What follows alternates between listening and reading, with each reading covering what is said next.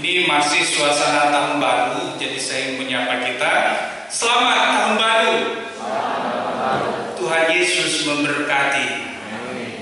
Bapak Ibu dan saudara-saudari yang dikasihi Tuhan, tema ibadah kita di awal tahun ini menarik karena bicara soal kekayaan. Ketika kita mendengar kata kekayaan, maka umumnya manusia akan mengarahkan pikirannya pada hal-hal yang sifatnya duniawi, kepemilikan duniawi, harta benda, baik itu rumah, kendaraan, uang, perhiasan, dan barang-barang mewah lainnya. Apapun yang kita miliki di dunia ini, orang cenderung memandangnya sebagai kekayaan. Dan itu tidak salah. Ketika orang bicara kekayaan, maka umumnya orang akan cenderung mengarahkan pikiran dan pandangannya soal hal-hal duniawi. Tetapi Bapak Ibu dan saudara-saudari yang dikasihi Tuhan, perlu kita sadari bahwa kekayaan duniawi ini hanya akan kita nikmati dalam kesementaraan hidup yang fana ini. Jika kita bijak dan menikmatinya dengan baik, maka kekayaan duniawi ini akan menjadi berkat, baik bagi diri kita, bagi keluarga kita, dan juga bagi orang lain. Sehingga kekayaan duniawi ini tidak selalu dipandang buruk, karena itu juga adalah pemberian Allah untuk menjadi berkat. Namun Bapak Ibu dan saudara-saudari yang dikasihi Tuhan, jika berkat atau kekayaan duniawi ini digunakan dengan tidak benar, maka akan berakhir dengan kesia-siaan belaka. Untuk itu Bapak Ibu dan saudara-saudari yang dikasihi Tuhan, sebagai orang beriman, orang yang percaya kepada Yesus Kristus, kita harus menyadari bahwa ada jenis kekayaan lain yang tidak bicara soal kekayaan dunia ini, tetapi ini soal kekayaan yang sifatnya abadi, yang akan menjadi bekal kita di dalam keabadian bersama Bapa di surga, yang disebut dengan kekayaan kasih karunia atau kekayaan karena kasih karunia Tuhan. Dan ini menjadi tema kita pada pagi hari ini. Kita baca bersama-sama 1, 2, 3. Kekayaan karena kasih karunia Tuhan. Pertanyaannya, kekayaan seperti apakah itu? Kekayaan karena kasih karunia itu bentuknya seperti apa? Bapak Ibu dan saudara-saudari yang dikasihi Tuhan, kalau kekayaan duniawi itu bisa diusahakan, orang yang tidak percaya Tuhan juga banyak yang kaya raya. Mereka usaha dengan kekuatannya sendiri, mencari uang, bekerja dengan segala macam. Itu mereka yang bisa dapat. Tetapi kekayaan karena kasih karunia ini, kekayaan yang sifatnya itu hanya bisa kita dapatkan semata-mata karena pemberian Allah saja, karena karunia Allah saja, bukan karena kemampuan kita untuk memperolehnya. Dan kekayaan ini disebut di ayat 3 sebagai kekayaan segala berkat rohani di dalam surga. Kekayaan kasih karunia ini adalah kekayaan rohani di dalam surga yang berwujud di dalam kekayaan akan pengudusan hidup. Ini kekayaan kita yang pertama. Kekayaan karena kasih karunia, Allah memilih kita menjadi milik kepunyaannya supaya kita kudus. Kita ini disebut sebagai milik kepunyaan Allah yang kudus. Pengudusan ini mahal. Pengudusan ini mahal. Tidak bisa dibeli dengan uang. Tidak bisa dibeli dengan harta kekayaan yang kita miliki. Juga tidak bisa dibeli dengan perbuatan. Allah memilih kita supaya kita kudus. Dan untuk menguduskan itu dibutuhkan yang namanya pengorbanan. Sehingga kekayaan kita adalah bukan hanya kekayaan duniawi saja, tetapi ada kekayaan pengudusan yang membutuhkan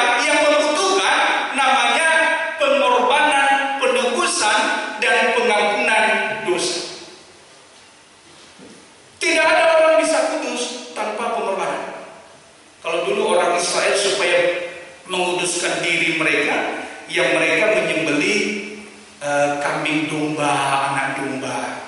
Tetapi itu hanya ya setiap tahun berulang terus.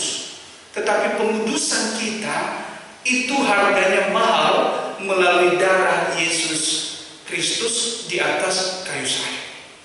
Kekayaan kita adalah kekayaan pengudusan yang melalui pengorbanan, penebusan, dan pengampunan dosa. Ini menjadi kekayaan yang luar biasa yang tidak dapat kita beli, tidak dapat kita raih dengan segala sesuatu yang kita miliki di dunia ini. Ini kekayaan rohani kita. Dan ini kekayaan kita hanya oleh karena kasih karunia Allah saja. Allah yang kaya itu mengaruniakan kekayaannya kepada kita karena Allah adalah kudus. Maka setiap orang yang dibawa ke hadapannya harus dalam keadaan kudus. Allah tidak mau bercampur atau berurusan dengan orang-orang yang masih belum kudus. Karena itu ketika engkau berhadapan dengan Allah, kuduskan dirimu, sucikan dirimu. Dan itu telah kita peroleh melalui pengudusan di dalam Yesus Kristus. Ini kekayaan yang akan kita bawa di dalam keabadian. Kekayaan di dunia ini kita tinggalkan, tetapi kekayaan pengudusan sebagai orang-orang kudus ini menjadi kekayaan yang akan kita bawa di dalam keabadian bersama Bapa di surga. Anda percaya bahwa Anda sudah dikuduskan?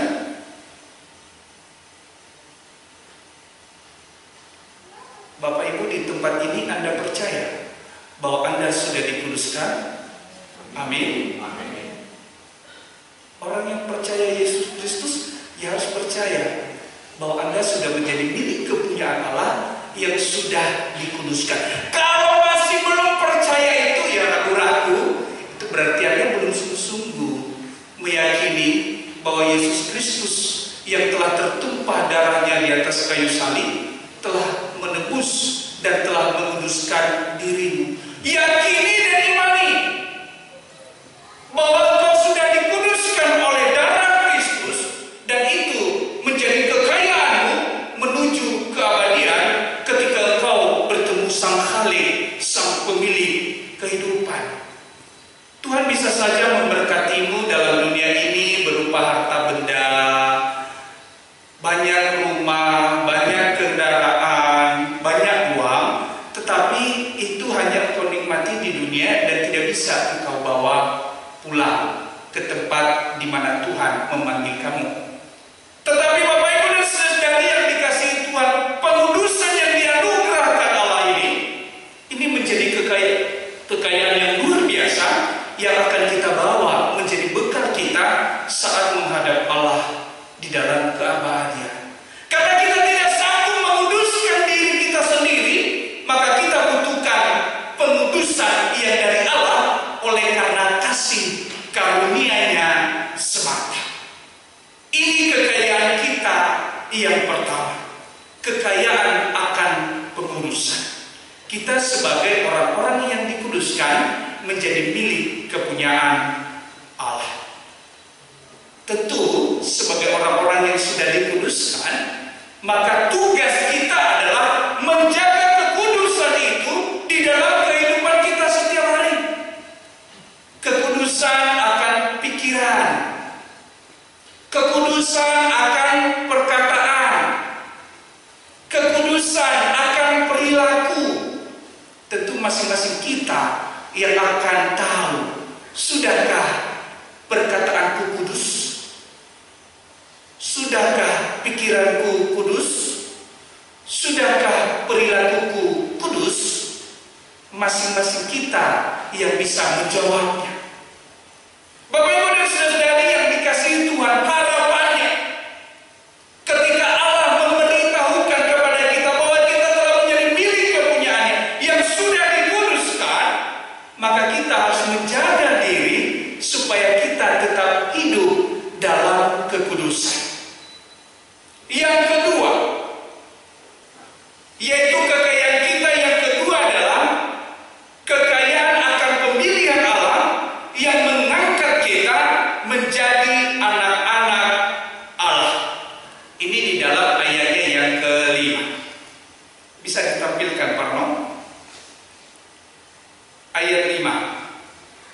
Kita baca bersama-sama 1, 2, 3. Dalam kasih Ia telah menentukan kita dari semula oleh Yesus Kristus untuk menjadi anak-anaknya sesuai dengan kerelaan kehendaknya. Kekayaan kita yang kedua adalah karena kasih karunia Allah, kita diangkat menjadi anak-anak Allah. Apa kelebihannya?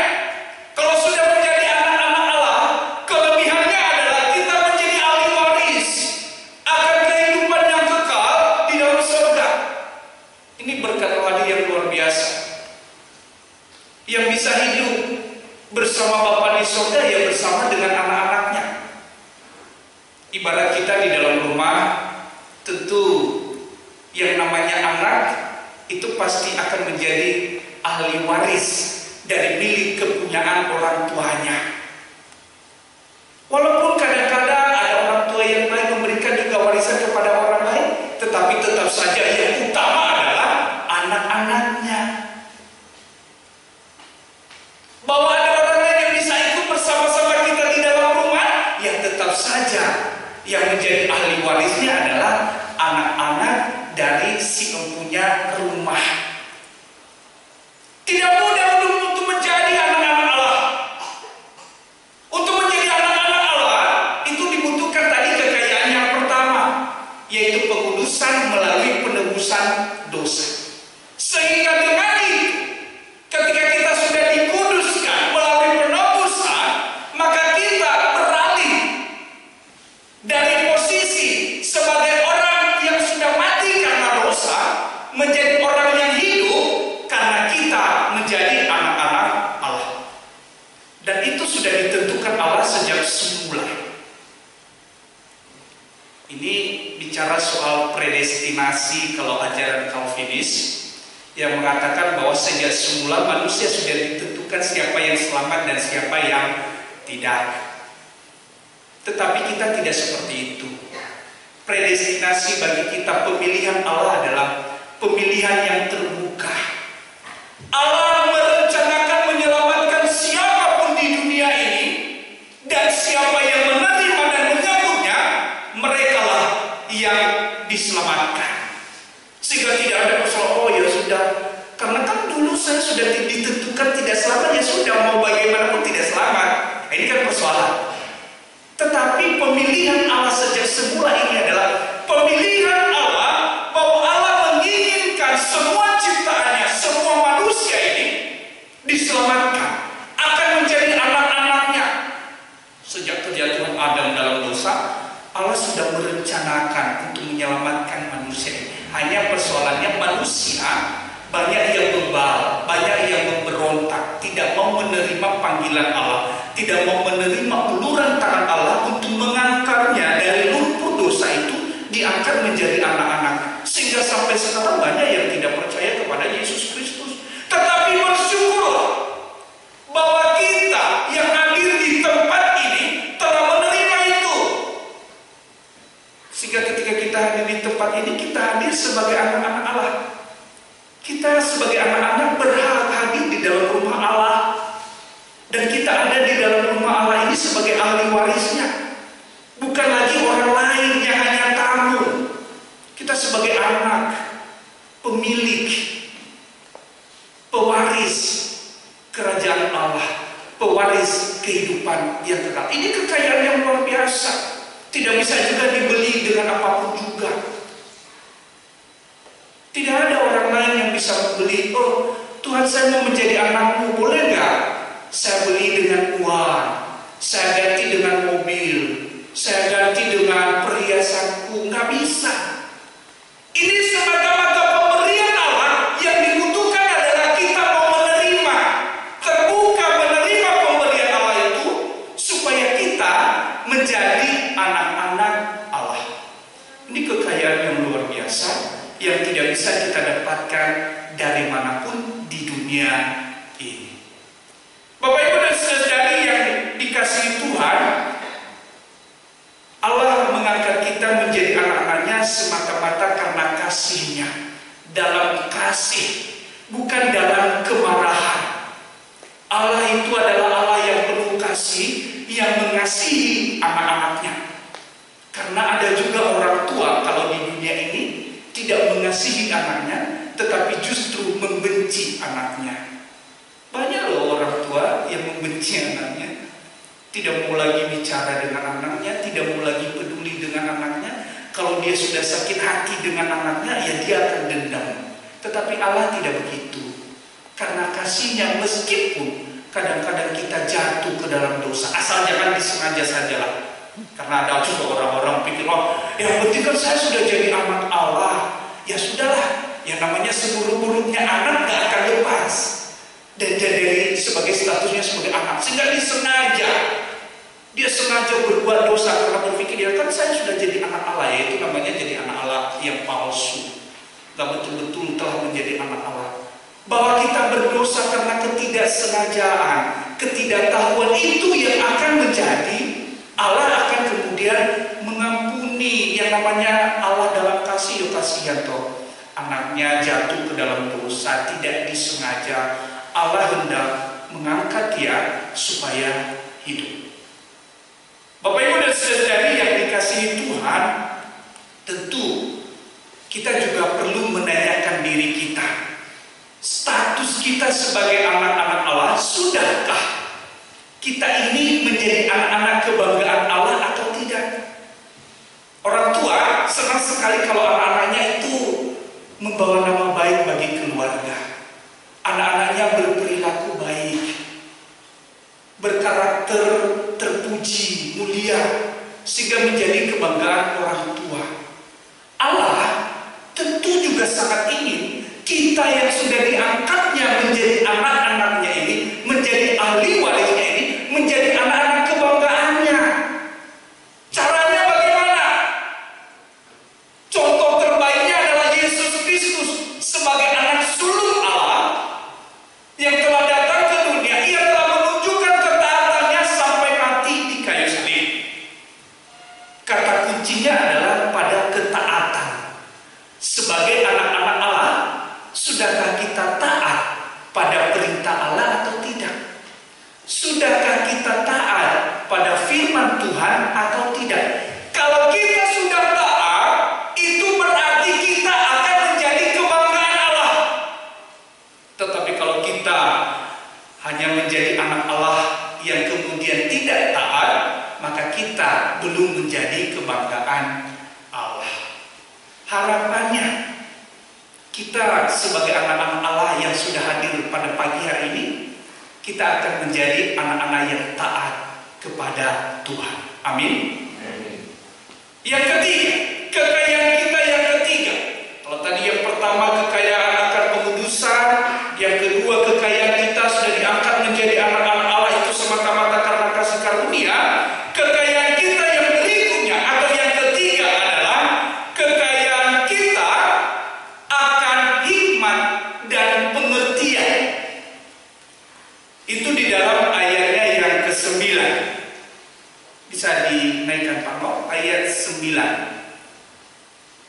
Kita baca bersama-sama. 1, 2, 3. Sebab Dia telah menyatakan rahasia kehendaknya kepada kita sesuai dengan rencana kerelaannya, yaitu rencana kerelaan yang dari semula telah ditetapkannya di dalam Kristus.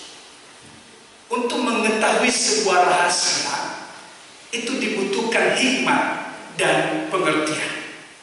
Dan Allah telah mengaruniakan itu kepada kita sehingga rahasia keselamatan yang dulunya tersembunyi itu sekarang telah disingkapkan, dinyatakan kepada kita sehingga kita tahu.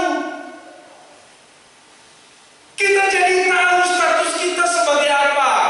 Kita jadi tahu jalan keselamatan itu dari mana. Kalau dulu orang masih mencari-cari, mereka pun melakukan hukum Taurat ya karena mencari-cari, belum betul-betul tahu di mana keselamatan, belum sungguh-sungguh tahu apa jalan keselamatan. Mereka berusaha taat, mengikuti hukum Taurat 1 sampai 10, bahkan ada ratusan kalau dirinci, tetapi selalu gagal karena mereka masih mencari-cari. Allah mencoba menunjukkan jalan melalui para nabi, yang mereka juga tetap gagal. Mereka membunuh para nabi. Allah mengutus anaknya yang tunggal, Yesus Kristus, hadir di tengah-tengah mereka, yang bagi mereka tetap menjadi rahasia, tidak terbuka. Itu yang kemudian disampaikan oleh Yeskiel di dalam ayat 20, di dalam pasalnya yang ke-22 ayat 12, bahwa meskipun mereka punya mata untuk melihat, tetapi mereka tidak dapat melihat. Meskipun mereka punya telinga untuk mendengar, tetapi mereka tidak dapat mendengar.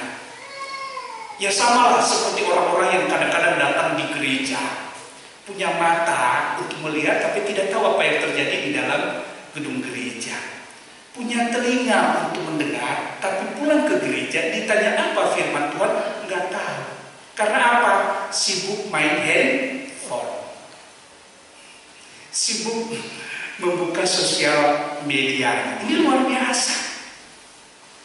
Dan ini disebut sebagai orang-orang bebal dan orang-orang pemberontak. Sehingga rahasia ini tetap tersembunyi bagi mereka. Bapak Ibu dan Saudara yang dikasihi Tuhan, Allah telah mengaruniakan kepada kita hikmat dan pengertian sehingga kita jadi mengerti. Jalan keselamatan itu apa? Ya, jalannya adalah melalui Yesus Kristus. Yang ketika Ia bicara, akulah jalan dan kebenaran dan hidup, tidak ada yang dapat datang kepada Bapa kalau tidak melalui aku. Sampai sekarang banyak sekali orang yang tidak tahu jalan ini, ataupun kalau dia membaca jalan ini, dia tidak memahami, tetap bebal dan tetap memberontak, tetap menolak jalan ini, sehingga dia tetap berjalan menurut jalan yang dipikirkannya sendiri, sehingga ia tetap dalam kemiskinan rohaninya. Kekayaan duniawi yang akan menjadi fokusnya, tetapi kekayaan rohani yang akan menjadi fokus kita. Bapak Ibu dan Saudari yang dikasihi Tuhan, kekayaan karena kasih karunia Allah ini semata-mata diberikan kepada kita, bukan karena kita berhak, bukan karena kita sudah lebih baik, tetapi semata-mata karena pemberian Allah saja. Kalau kita bandingkan di dalam Efesus pasal 2 ayat 1, dia berkata, dahulu kamu sudah mati karena pelanggaran-pelanggaranmu, tetapi sekarang engkau telah hidup karena engkau sudah tahu jalan menuju kepada kehidupan. Kita sudah tahu jalan itu, karena itu jangan serong ke kiri atau serong ke kanan. Menjalani tahun baru 2021, tentu ada banyak harapan-harapan yang ingin kita capai. Jangan sampai karena kita berniat mendapatkan apa yang kita harapkan, yang kita cita-citakan itu, kemudian kita memilih belok ke kiri dan belok ke kanan.